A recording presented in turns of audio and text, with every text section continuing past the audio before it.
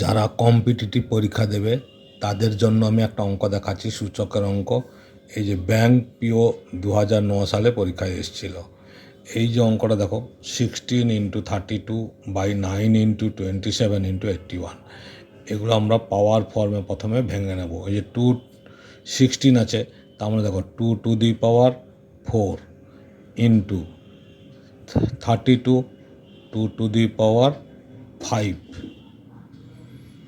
Divided by 9 আছে, তার মানে কি 3² ইন্টু 27, তার মানে 3³ 81, মানে 3⁴ 3 3 9 9 3 27 3 81।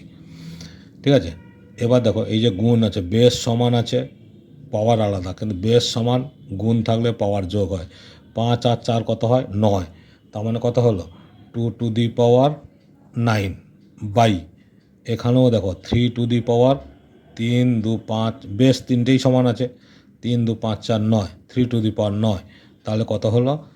2/3⁹9। এটাই হচ্ছে অ্যান্সার। ওকে, এইভাবেই কিন্তু অঙ্কগুলো করতে হয়।